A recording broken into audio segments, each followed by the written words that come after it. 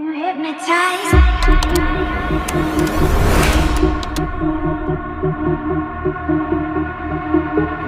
Hai, Assalamualaikum. Welcome back to Al-Rumi Channel. Wow, ini setup paling rare sekali. Still dekat rumah saya. Instead kita pakai kat home studio. Apa salahnya kita hidup udara luar di persekitaran yang hijau, kejiranan saya yang tenang, aman dan harmoni hanya di YouTube channel Al-Rumi. Tapi hari ini bukan nak cerita pasal kejiranan, tenang, harmoni. Bukan. Hari ini topik sangat best. Saya garanti anda kena tonton sampai habis sebab tajuk dia ramai juga nak tahu, termasuk diri saya. Dan sebab hari ini kita nak membongkar rahsia mileage running yang tinggi dalam larian, spesifiknya kepada larian marathon. Yes, umum tahu majority runner-runner, especially yang elite, berlari dengan sangat-sangat high mileage every week. Dan resultnya memang dia orang perform sebab mileage dia tinggi. Sebab teori dia, saya pun dah bagi tahu banyak kali, dalam marathon especially-nya, semakin banyak anda lari, semakin kerap anda lari, banda anda akan adapt dan semakin laju dan anda akan sesuai dengan keadaan atau race yang anda nak lari tu. Contohnya Kelvin Kiptum. Siapa tu? Jiran saya. Ya, orang Rembau. Okay, pemegang rekod dunia.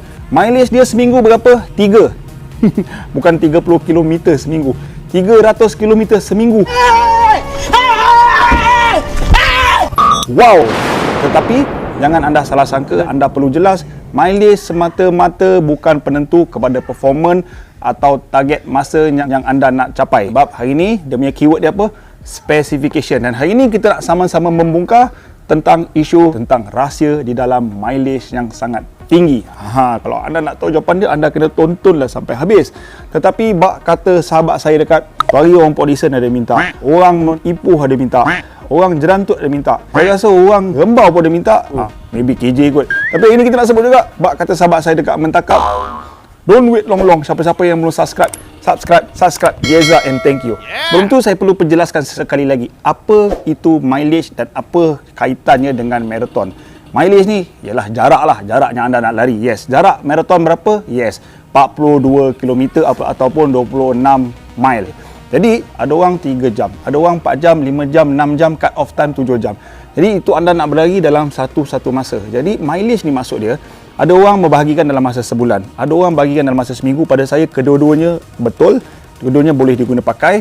Dan lebih spesifiknya, kalau anda nak berlari 42 km dalam masa 7 atau 3 jam tu, bermakna dalam seminggu anda kena adaptkan badan anda at least 70 ke 80% 42 km tu dalam satu workout ataupun long run, biasanya yang dekat peak ataupun 4 minggu terakhir tu, supaya dia dapat simulatekan race target ataupun marathon race pace yang anda nak capai ataupun goal yang anda nak capai tu. Bermakna dalam seminggu tu kena lagi average 42 km bermula.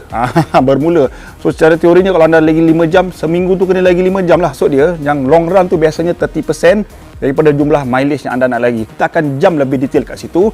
Saya nak kaitkan tentang berapa banyak mileage yang banyak, berapa banyak mileage yang cukup untuk anda nak mencapai goal anda.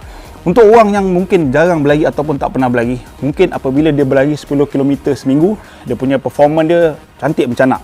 Kemudian dia tambah lagi 10 minggu seterusnya, daripada 10 naik ke 20, dia akan naik mencanak. Tetapi sampai satu masa, apabila dia dah naik 30 ke 40, 50, of course dia punya performance dia akan still naik, tapi dia akan stagnant.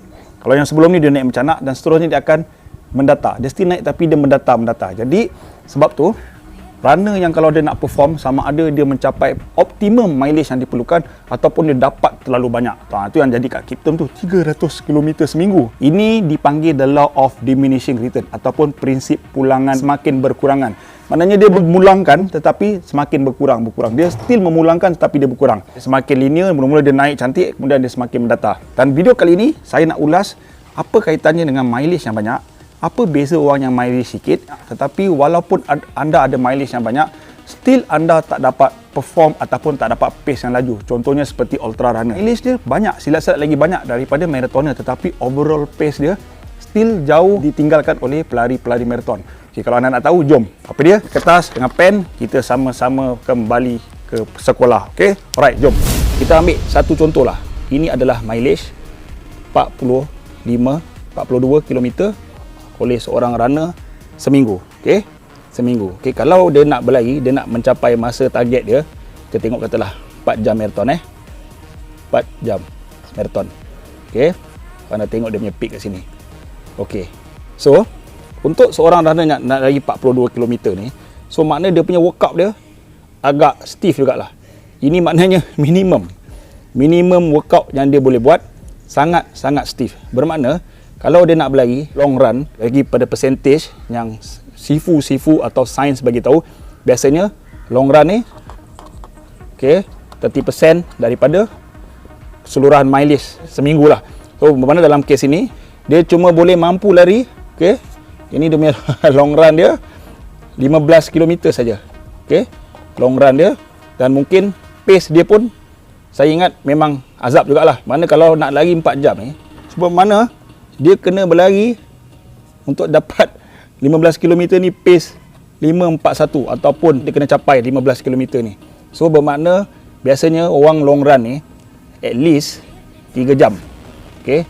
Makna kalau 541 ni dia cuma boleh berlari 15 km ni, dia cuma boleh berlari dalam sejam suku saja.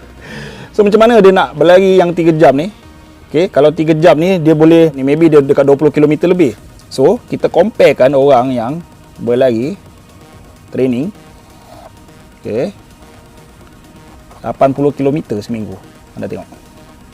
Okey. So untuk dia dapat 4 jam ni, dia punya canak tu dia punya lebih relax berbanding ni yang lebih nampak struggle. So dia punya speed work dia pun, ini adalah endurance, ini adalah speed. Okey. So mana speed dia lebih mencanak berbanding yang ni. Speed yang dia nak buat training lebih relax. So dia boleh buat long run dia. Anda tengok sebabkan target sama tapi dia boleh lagi relax sebabkan mileage dia banyak. So dia boleh buat 3 jam ni untuk 30 km.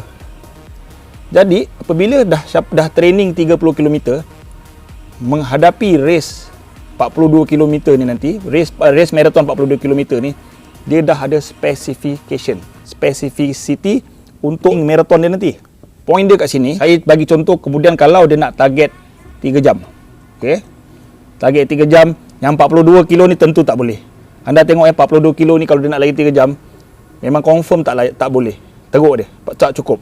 Berbanding mereka 80 kilo ni, okey, dia nak lari 3 jam, dah lebih kurang sama dengan yang 42 kilo ni nak training 4 jam tadi. Anda nampak tak? So, point dia kat sini, saya nak kaitkan dengan sini, quality workout tu yang penting. So, dia akan buat training dekat sini. Training dia kat sini, dia tak perlu pun lari 3 jam kat sini. Dia mungkin berlari 2 jam saja. Okey, samaan dengan 30 km. So, daripada azab 30 jam ni, dia boleh lari 2 jam setengah saja. Dan dalam workout kat sini, dia boleh buat training yang lebih berkualiti. So kat sini dia boleh buat long run dia. So yang sini dia boleh buat speed work dia 5k kali 5. Berbanding yang kat bawah ni, dia boleh buat 5k kali 2 atau 3. Kali 3 maybe. Okay, untuk tempo run dia. So point dia kat sini, mileage tu adalah penting sangat sebagai base dia. Tapi mileage saja tak cukup kalau tak ada specific workout ni. Specific workout ni pula tak boleh buat kalau anda tak ada base, anda tak ada mileage. Anda bayang anda nak lari, contohnya nak lari pace 4. Okey, untuk anda berlari 3 jam ni, target dia adalah 4.17 pace. Dengan mileage yang tak cukup anda ni, nak lari pace 4, anda akan mengundang kepada injury, burnout dan macam-macam masalah lain. Okey, berbanding mereka yang ada mileage yang banyak ni. So anda faham kat sini kaitan antara mileage, endurance dan speed. Okey, speed, endurance tu maknanya siapa-siapa yang ada mileage yang banyak, dia lebih selesa untuk buat workout yang lebih berkualiti, yang lebih hard. Sebab workout berkualiti ni lah yang akan menentukan untuk anda mencapai target ni. Sebab tu anda tengok ultra runner, dia ada mileage yang banyak, saya silap lagi banyak daripada 120 km seminggu. Tetapi sebab dia tak buat yang ni. Jarang kita tengok ultra runner buat speed kan. Ada, tapi jarang dia fokus kepada strength. Sebab tu dia tak akan dapat target, susah nak dapat target 3 jam ni untuk 42 km. Dia mungkin target lebih jauh. Okey. Jadi ini clear sangat kan. So jelas dekat sini Yang paling penting, keyword dia adalah foundation, membina base. Lepas tu, saya berulang-ulang kali, bukan saya cakap semualah, semua coach-coach cakap, semua sifu-sifu otak-otak cakap, sebelum anda nak pergi long distance running, half marathon ke full marathon, anda kena ada base. Base ni kita panggil foundation. Kalau base anda tak berapa kuat, base anda ke laut, jangan salahkan training anda, jangan salahkan kasut, jangan salahkan route berbukit dan sebagainya sebagai alasan anda tak perform atau anda tak enjoy larian anda. Okay, dan ingat, keyword dia adalah specification. Banyak mana pun mileage yang anda lari, tetapi towards the race, anda tak spesifikkan anda punya workout ke arah running atau race goal yang anda nak capai. So, bermakna workout sekadar workout, sama ada anda berlari dengan senang atau anda berlari dengan suka untuk mencapai goal itu. Dan sebab itulah, ada orang still tak dapat target dia, walaupun dia berlari dengan mileage yang tinggi. Tapi yang paling penting, keyword dia juga adalah anda kena respect the distance, respect the training. Ini spesifik untuk mereka-mereka yang nak berlari untuk memperbaiki atau improve performance atau catatan masa peribadilah kan. Saya bagi contoh lah, saya bagi contoh diri saya lah. Ketika saya lari first marathon dulu, memang mileage saya ke laut. Saya tak tahu pasal long run. Saya banyak buat workout strength dengan speed, maknanya kaki saya kuat, tak injured, tak cramp, tapi saya kurang endurance. Tapi last minute tu saya join geng-geng kat Putrajaya, geng Pak Ungku dengan Rififu Azman. Saya dapat buat long run dan alhamdulillah dapat buat long run yang 30 km towards the end sebelum taper. Okay, hasilnya saya dapat berlari dengan catatan masa itu first marathon sebab saya tak ada target.